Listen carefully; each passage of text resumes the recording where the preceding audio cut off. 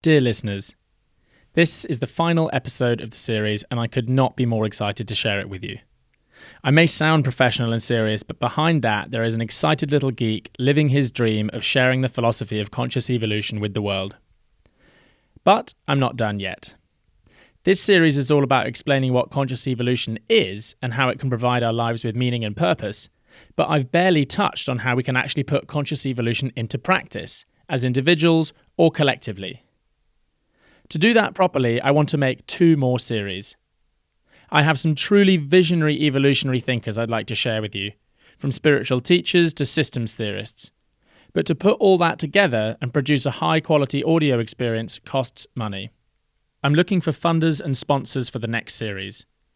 If you believe in conscious evolution and would be interested in making that happen, then please get in touch via consciousevolution.co.uk.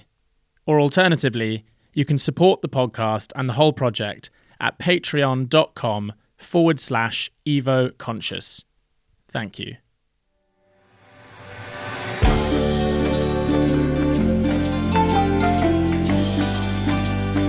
Welcome to Conscious Evolution, an antidote to meaninglessness. A podcast by Robert Cobbold.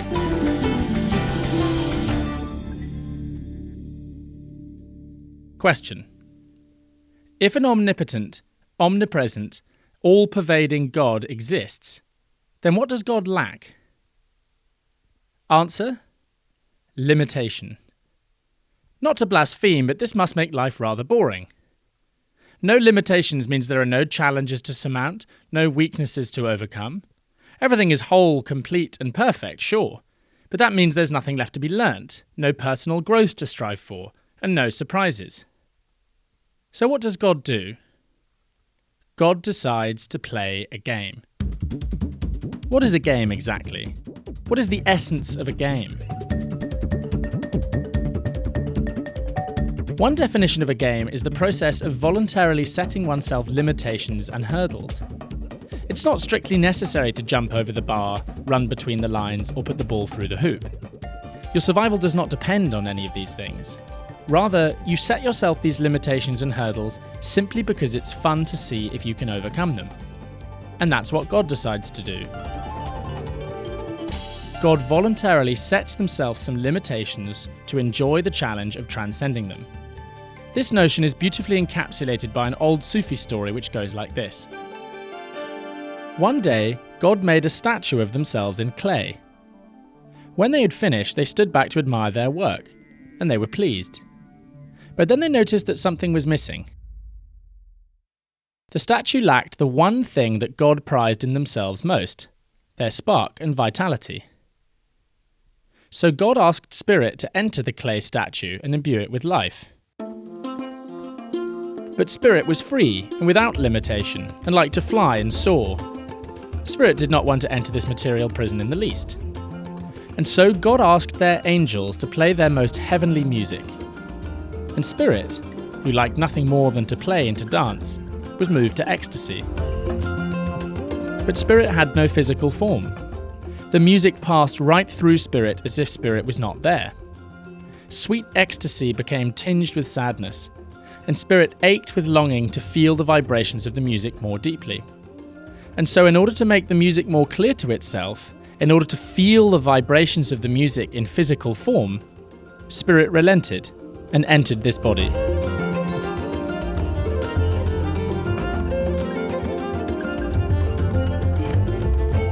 According to Sufi saint Hazrat Inayat Khan, there are 2 important truths to be gleaned from this story.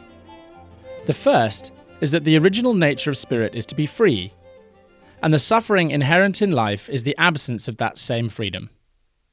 The second is that spirit has entered the physical world to experience the music of life and to make this music clear to itself.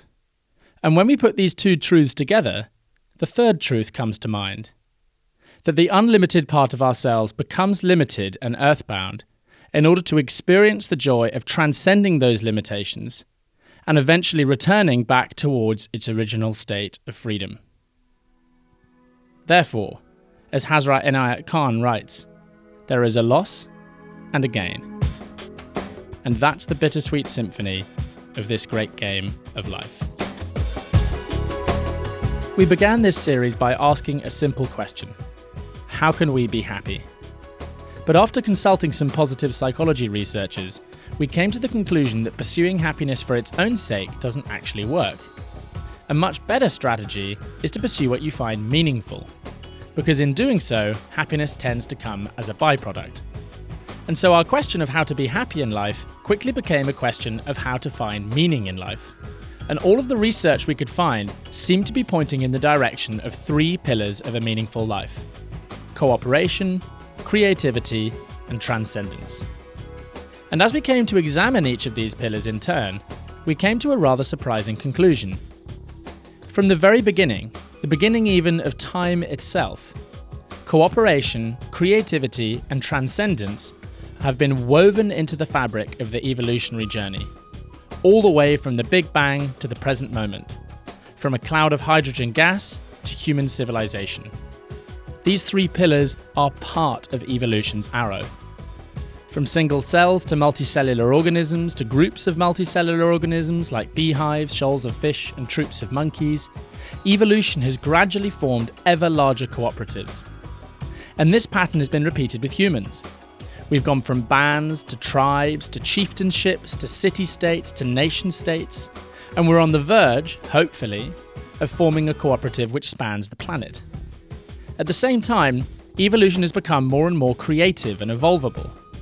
It acquires new mechanisms which are more efficient and more effective at discovering successful adaptations, and that allows for the rate of evolution to gather pace. In other words, as it has progressed, evolution has got better at evolving. So while single-celled organisms reproduced asexually for nearly 3 billion years with very little increase in complexity or diversity, the emergence of sexual reproduction dramatically sped up evolution, and in 1 billion years produced a kaleidoscope of plants, birds, reptiles, and eventually humans, who are so adaptable and creative that we have the ability to evolve culturally. But even though human cultural evolution is many times more efficient and effective than biological evolution, it's still hampered by the fact that it's not a fully conscious process. Much of it is underpinned by the same unconscious instincts and urges which our evolutionary heritage has furnished us with, such as the drive to accumulate wealth, status, and power, to hoard resources, to engage in violent in-group, out-group behaviour, even our cravings for sugar. In a hunter-gatherer context where we lived in small groups, violence between groups was common, and food and resources were scarce, all of these behaviours and instincts may have made evolutionary sense. But in our overpopulated, technologically advanced world, where food is in abundance, violent conflict is rare, and climate breakdown on the horizon, these behaviours are not only detrimental to our individual health and well-being, they're starting to threaten the survival of our species as a whole. And yet we're still saddled with the same Stone Age biological programming. And so a colossal amount of human cultural evolution has evolved to satisfy these Stone Age desires. Whether it's video games, luxury cars, porn, tribalism of all kinds, even fast food. Here's evolutionary theorist Jon Stewart. The food that we like, for example, has been shaped by evolutionary history in the savannah. The fat was in short supply, so modern fast food outlets make use of that biological predisposition we have towards eating fat by putting high levels of fat in their food. And that clearly limits our adaptability and can limit our lives and so on. We can die earlier. The obesity epidemic is a product of that evolutionary predisposition. But it's not just that, it's all our desires, all our morality, all our ethical predispositions and so on have been shaped and constrained by past evolution. So if we can no longer depend on our biological programming and the strategies of past evolution as a reliable guide to evolutionary success, what can we rely on? If the last transition in evolvability was the emergence of cultural evolution, what is the next? What new mechanism will evolution acquire to lead us through the 3rd millennium? What is the next great evolutionary leap forward? Welcome to the dawn of conscious evolution. The moment humanity developed a theory of our own evolution, evolution became conscious of itself. Think about that for a moment. We are evolution become conscious of itself. And when that happened, a critical feedback loop was connected. And that feedback loop allows us to evolve in a new way.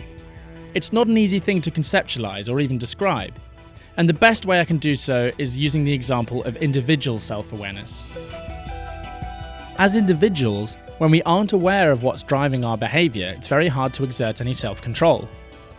That's why if you're trying to change a pattern of behavior, the first thing you need to do is to become aware of them. To identify the unconscious triggers which prompt you to get angry or reach for another glass of wine or buy a chocolate bar or whatever it is that you're trying to change. Because if you can become truly self-aware in those moments, then you've given yourself a choice. You're no longer stuck in an automatic pattern of behavior. What I'm trying to describe here is very similar, except we're talking about the self-awareness not of individuals, but of the evolutionary process as a whole. Here's evolutionary philosopher Daniel Schmachtenberger on the Future Thinkers podcast. Until very recently, humans didn't have any concept of what evolution was. And we only recently did, and we're only right now beginning to have a deep sense of what it actually is, not just biologic natural selection, but the process by which subatomic particles come into atoms, come into molecules, come into more complex organic structures, that dust clouds turn into stars and spiral galaxies, that evolution is this process of increasing orderly complexity in a way that has more and more synergy, so more and more emergent property, and the emergent properties define the arrow of evolution. And as we're starting to understand this, like very few people, but the beginning of us starting to understand this, we can actually become conscious agents of evolution. We can say, holy shit, universe is actually doing something. It's actually moving in this direction of increasing orderly complexity. We can consciously participate with that. And we move from just being a part of the whole, where evolution is just kind of this unconscious algorithmic process, to thinking about, feeling about, identifying with, and being an agent for the whole. And so then evolution itself becomes an agentically mediated process. Like we actually say, shit, the whole evolutionary process resulted in me. I am the result of this whole evolutionary process. So in a way, the evolutionary process is kind of awoke to itself in me as I'm contemplating it. And so then we stop needing pushed by evolutionary pressure and pain to evolve. And we start being able to evolve consciously by what Teilhard de Chardin called the lure of becoming, because we actually identify as evolutionaries, right, as part of the evolutionary impulse, and in doing so really obsolete the need for pain as an evolutionary driver. So human nature has the capacity to transcend much of what human behavior has been so far. This ability for evolution to become aware of itself, to become conscious, represents a fundamental evolutionary transition and a huge leap forward in evolvability. Because up till now, evolution has been a blind process of trial and error, an unconscious algorithmic process, as Daniel Schmachtenberger describes it. From the Big Bang onwards, cosmological and biological evolution all unfolded almost automatically, each new development pushed mechanistically by the laws of the universe.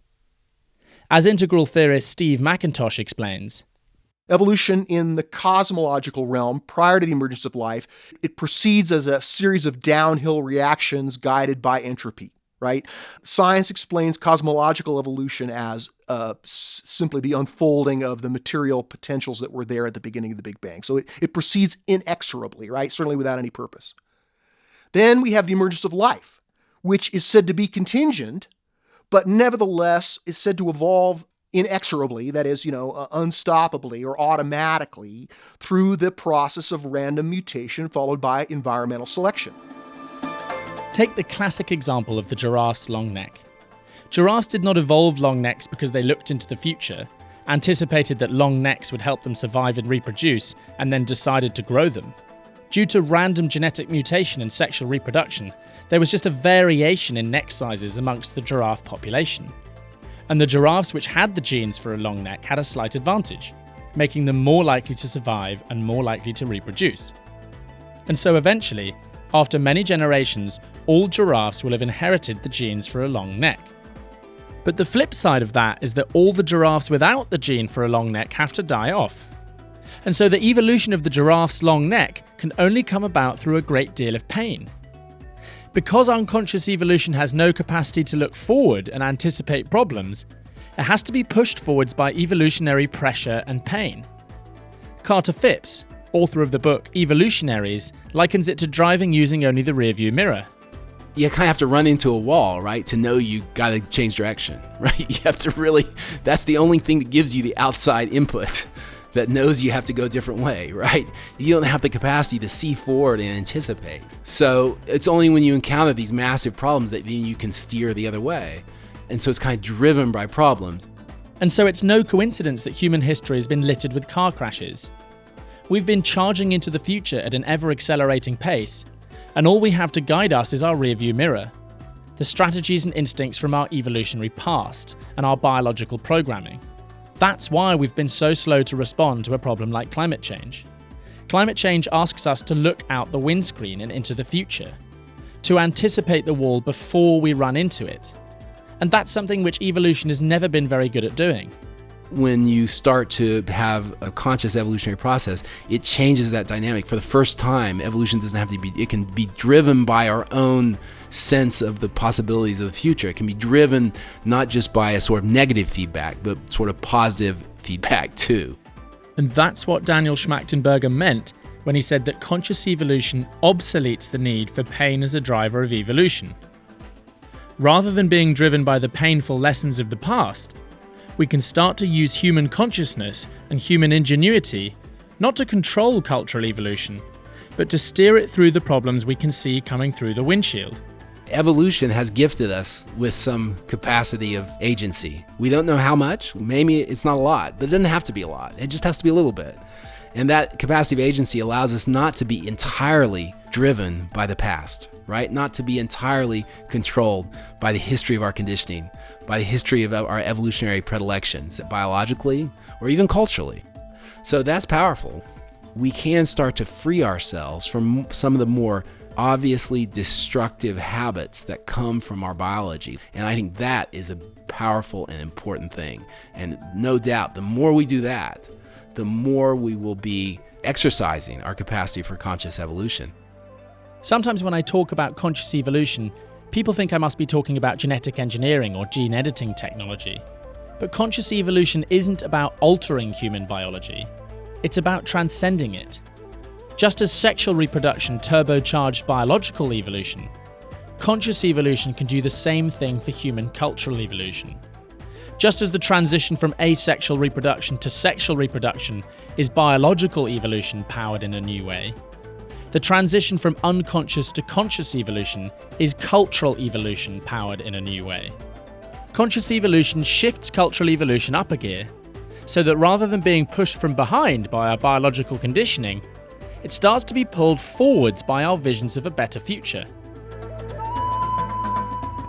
As Steve McIntosh explains, I would say that there's both a push and a pull.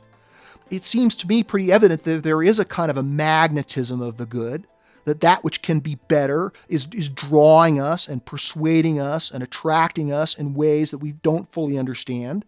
And that's one of the things that characterizes, one of the things we could say about the difference between humans. We may have animal bodies, or our DNA may not be that different from a chimpanzee. But cognitively, we have this ability to imagine how things can be better. Animal needs can be relatively satisfied once their animal urges of surviving and reproducing and hunger and fear, once those needs have been satisfied, then they don't imagine a higher level of needs to which they can aspire.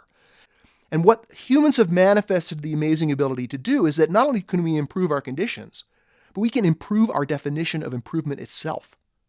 That same hunger for some kind of transcendent meaning is pulling us from the inside, right? That is, the fact that we can always imagine how things can be better, the fact that we have improved our definition of improvement itself, these are evidence that we're not just being driven from below, we're also being pulled from above, if you will pardon the analogy. And the fact that we can feel the pull of a better way is evidence that we're not just responding to Stone Age programming.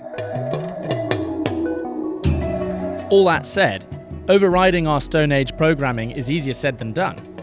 The reward circuits in our brain are powerful, and if we're not conscious, they'll dictate our behavior, and that's what addictions really are. Whether it's fast food, porn, social media, gambling, drugs, or even video games. I don't mean to sound puritanical, All of those things are fine in moderation, fun even. But there's a world of difference from being unconsciously compelled by your biological programming to seek out hits of dopamine and choosing consciously when to enjoy yourself and indulge. The difference between addiction and enjoyment is not how much you engage in the behavior, it's how free you are to choose otherwise.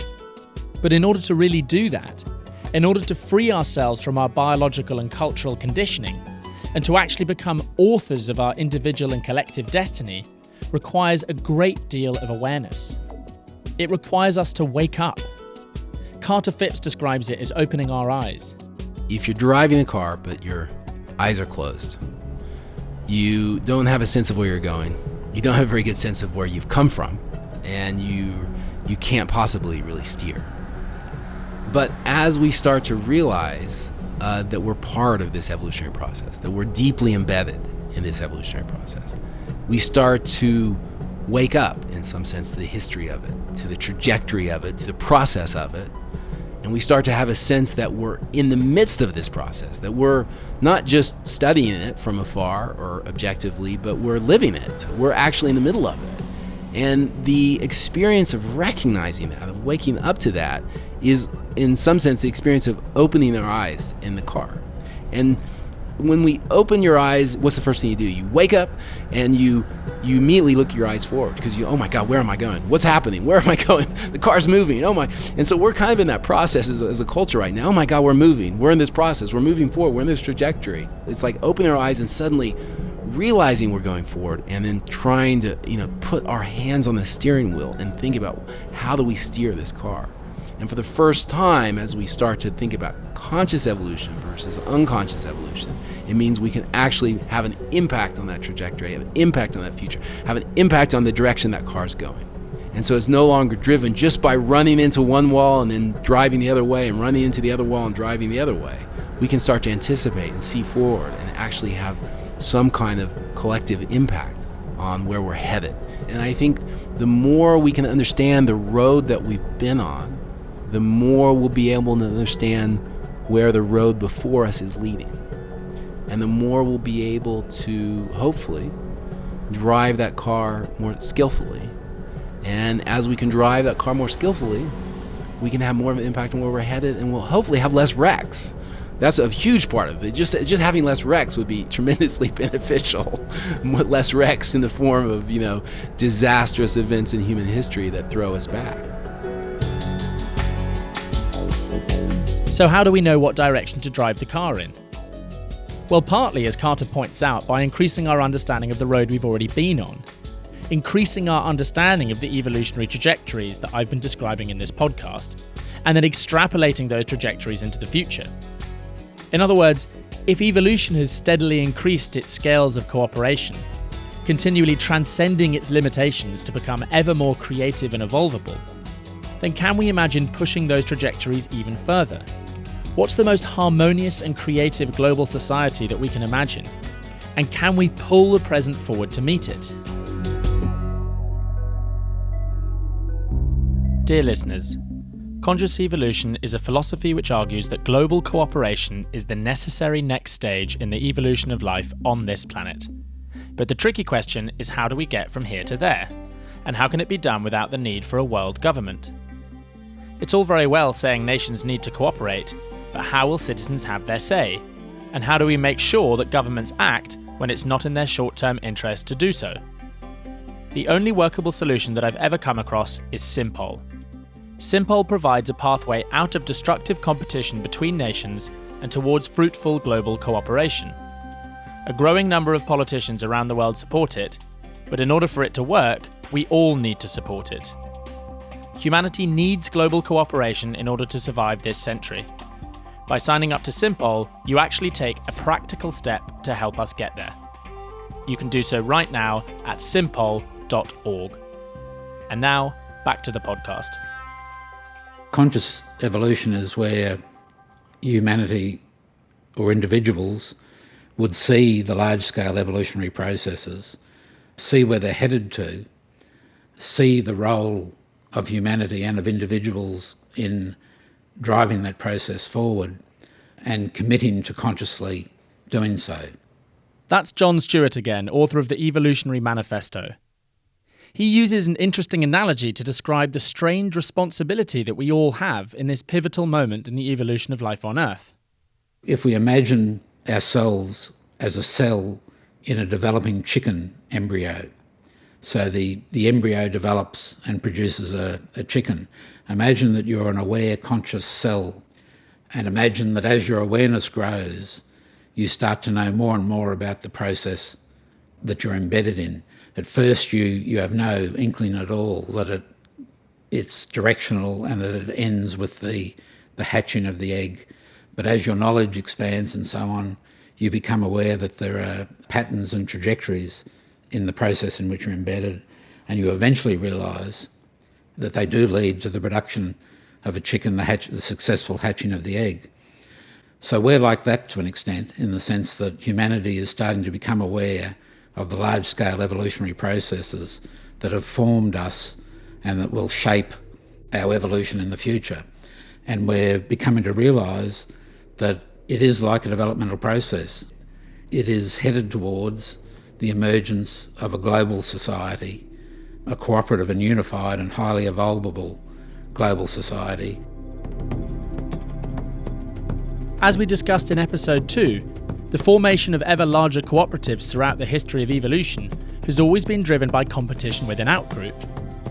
Nothing is more likely to unite two warring tribes than the arrival of an even larger tribe on the other side of the mountain. In this kind of situation, cooperation becomes an imperative.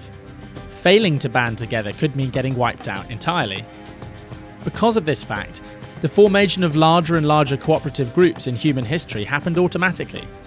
Even a blind process of natural selection, with no foresight, would inevitably lead in the direction of larger and larger cooperatives, for the simple reason that a larger group always has the potential to outcompete a smaller group. But now that we've reached the global scale, there is no outgroup to compete against, no outgroup to push the emergence of global cooperation. So if the emergence of a global cooperative won't occur automatically, won't result from the push of competition with an outgroup, the impulse will have to come from our conscious intention. Imagine as a cell that you discover another critical factor about this developmental process in which you're embedded. Imagine that you discover that the successful completion of the process, the emergence of a chicken, the hatching of the egg, depends on your actual actions as a cell.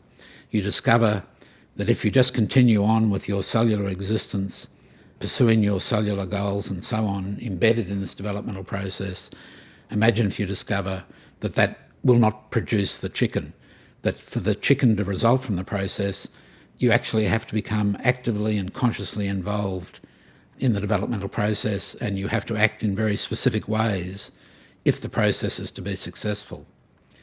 Now, startlingly, that seems to be the case with humanity and the evolutionary process on this planet. What an understanding of the evolutionary big picture enables us to see is that humanity has a role, a necessary, essential role in the successful evolution, future evolution of life on this planet. And it enables us to see that individuals equally have an essential role.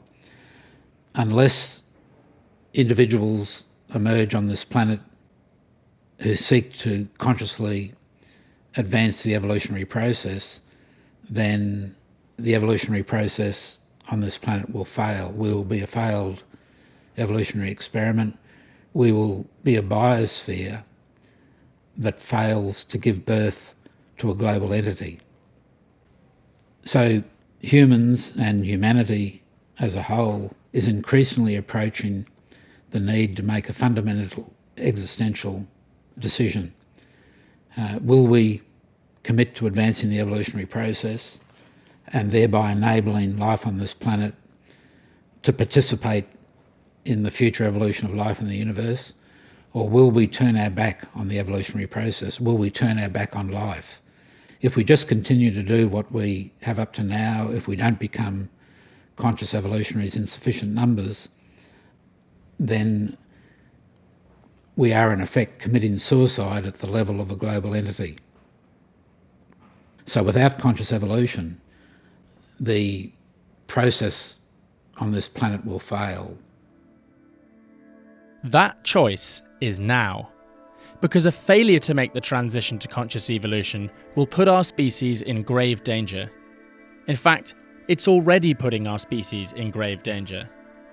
Because without conscious evolution, we won't form a global entity. We won't form a global cooperative. And without global cooperation, we're left with nations competing with one another in what Daniel Schmachtenberger describes as unconscious rivalrous games. And as we heard in episode 2, that means the prospect of climate breakdown or nuclear war is always on the horizon. Just because we have the potential to become conscious agents of evolution, it doesn't mean that we definitely will. It's really down to us, to the choices that we make as a species right now. Either we continue with win-lose game theory, and it becomes omni-lose-lose, catastrophically, or we have to figure out how to have that power not turned against the other power, and figure out what does omni-win-win mean, where no one has incentives that are misaligned with the well-being of others in that system that has that much power. And that's really the fork in the road we're at as a species for the first time ever now, is we either figure out what omni-win-win means economically, as a worldview, governance-wise. We either figure out what that means, or we continue with win-lose and it becomes omni-lose-lose, which pretty much means we either step up into a radically higher level of quality of life existence with a new kind of collective intelligence, or we have a catastrophic step down, existential or near existential. But like in the next not very long time, that's really the fork in the road. We are in what some evolutionary theorists describe as an evolutionary bottleneck. The choices that we make now as a species, our decision to either commit to conscious evolution or not, is the difference between utopia or bust. Because our technological power is now so great, and the speed of our evolution so fast, that if we continue to evolve unconsciously, blindly, then our next car crash, whether it's nuclear war or climate change, might be fatal. Here's Daniel Schmachtenberger again, this time on Charles Eisenstein's podcast, A New and Ancient Story. Our tool making has given us enough power that rivalrous dynamics are unsustainable. We do have the ability to outstrip environments faster than they can reproduce themselves, kill whole species, whatever. And if we are debasing the substrate upon which we depend, then we're self-terminating. The degree of power we have necessitates an evolutionary change, like a fundamental change to evolutionary process itself, where we can't model ourselves as apex predators anymore, where a great white shark can kill one tuna at a time. We can use a super trawler with a mile-long drift net and kill all the tuna. You can't model yourself as an apex predator with that kind of asymmetric technological power. When you have the ability to destroy whole ecosystems, make whole new environments, genetically engineer new species, you have to model yourself as nature itself, which is the only thing that has had that power previously, and recognize that if nature is moving in the direction of increasing orderly complexity and we're powerful enough to affect all of nature, we have to actually be stewards of the increasing orderly complexity of the whole system.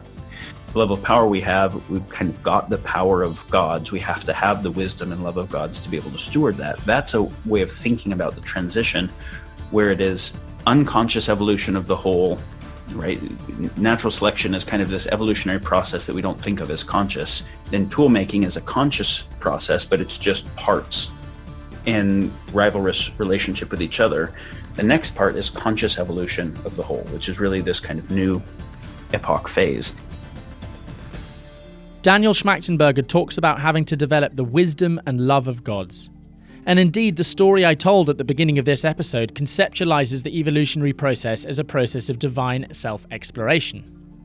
But I want to emphasize that if you're turned off by the use of the word God, then don't let that turn you away from the idea of conscious evolution, because it can be understood in purely rational terms. Indeed, that's the way evolutionary theorist John Stewart sees it.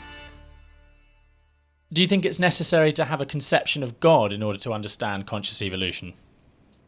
No, a conception of God or gods or supernatural entities is not necessary. In fact, what I would suggest the evolutionary big picture points to is that there are three broad phases that sentient organisms will go through on any planet on which they emerge. In the first phase, they will not have the capacity to understand the evolutionary process in which they're embedded and that has formed them, and that will constrain their future. So they need religions to guide how they behave in ways that are effective in evolutionary terms. And that's the evolutionary function of religions, in my view. The sets of injunctions that make up all religions are generally sets of injunctions that help organise cooperative tribes, cooperative societies, and so on. Then the second phase that sentient organisms will go through on any planet is that they will develop rationality which will undermine the religious systems that previously guided behaviour. They will undermine them without being able to replace them with wise ways of being that continue to build community and cooperative societies. And that on this planet was the emergence of the European Enlightenment, which began the spread of rationality, which undermined religion and resulted in the death of God, so to speak.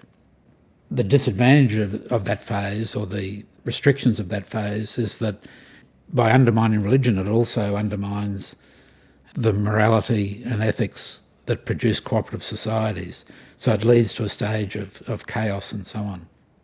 It also leads, as we've discussed in previous episodes, to a difficult phase of meaninglessness. The disintegration of the mythic religions that began with the historical Enlightenment was both a huge leap forward in that it unleashed a tidal wave of scientific discovery, and at the same time left a huge hole in Western culture. Because say what you like about organised religion, they are powerful stories that are incredibly effective at unifying large groups of people and providing them all with meaning and purpose. And science, for all its explanatory power in telling us how the world works, has almost nothing to say about how we should live in it. And without a powerful story that can explain who we are and point to our place and purpose in the universe, people suffer. But then the third phase is when the sentient organisms move out of that. They develop an evolutionary worldview, and that evolutionary worldview enables them to see that cooperation is a key part of evolution, is essential for evolutionary success, and they're able to develop, without religious underpinnings, without a reliance on supernatural entities, a set of injunctions that lead to evolutionary success and therefore lead to the effective organisation of their society and so on. So the evolutionary worldview, in my view, in effect supersedes the need for religion and enables sentient organisms who understand the evolutionary worldview to find meaning and purpose and effective guidance in their life without reliance on supernatural entities or religions. And that's what conscious evolution is. It's the new story that we've been waiting for. A story which can withstand the test of rational scrutiny, and yet at the same time can speak to the deep need we all have for meaning and purpose. It tells a story of where we've come from, who we are, and where we might go. It says loudly and clearly that our choices matter, that the evolutionary process is not just a meaningless random walk, but that it's actually going somewhere, and humanity can be a part of that if we choose to. All of us have unique experiences and gifts, and so all of us will have different ways of imagining and participating in the creation of the bright future that awaits us. But above all, your way of contributing to that future, in whatever way, big or small, will be by doing what you find meaningful. Whether it's being of service to others or to the planet, immersing yourself in the creative process or spiritual practice, whenever you lose yourself in flow state, you free yourself from the limitations of your biological and cultural conditioning, and you become a channel through which the evolutionary process unfurls. Cooperation, creativity, and transcendence are meaningful because when we engage in those behaviors, we stand at the apex of a 13.8 billion year process, and we push it forward. We become active, conscious participants in the thrust of evolution, and that's why we find them meaningful. Conscious evolution is simply the recognition that we are, for better or worse, the self-aware leading edge of a co-creative evolving process on this planet. And that participating in that process will give your life meaning and purpose. Now, all that can be understood in totally rational terms. Conscious evolution is available to you whether you believe in God or not. But if you are a spiritual person, then there's another way to think about conscious evolution. The first evolutionist Jean-Baptiste Lamarck maintained that all life was evolving towards perfection. As Jesuit priest Teilhard de Chardin said, in a concrete sense, there is not matter and spirit. All that exists is matter becoming spirit. Understood in those terms, conscious evolution is simply remembering that after all, we are that one indivisible spirit, which is embarked on this journey of self-knowledge by incarnating into the material world, to feel the music of life more deeply, and to rediscover itself through the process of evolution. From the physiosphere to the biosphere to the noosphere and beyond, the meaning of life is simply this: to evolve from simple, limited, isolated forms back towards spirit's original unbounded state of freedom. And meaningfulness is humanity's compass for steering the evolutionary process on that path. I'll leave you with the beautiful words of Sufi leader Pir Zia Inayat Khan. We must ask ourselves from time to time some questions. Where am I in my journey on the spiritual path? Where have I been? Where am I now? And in which direction am I going? These seem to me such vital questions.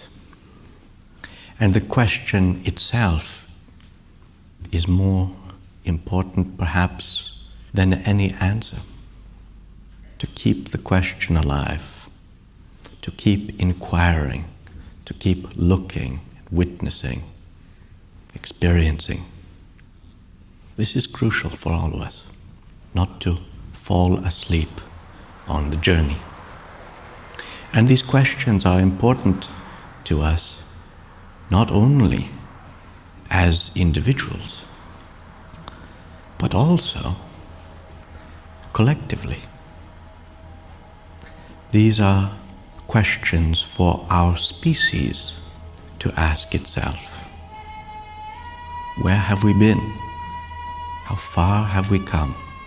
And where are we now? What is the situation on Earth? And what is the path forward? If we do not ask these questions, we drift unconsciously, randomly. Yes, grace still reaches us, but we have lost the opportunity to participate consciously and purposefully in the destiny of the planet. Participate on the crest of the wave of God's self-discovery. To take part in the awakening of the very fabric of the earth.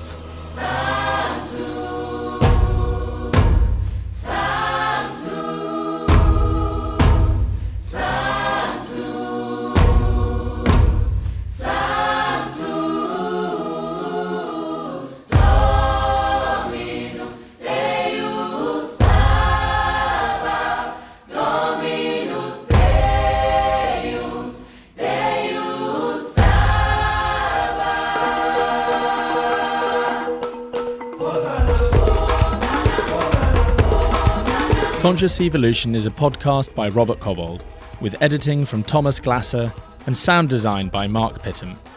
I'd like to give a special thank you to John Stewart, Steve McIntosh and Carter Phipps for speaking to me, and to Daniel Schmachtenberger for giving me permission to use his interviews from other podcasts.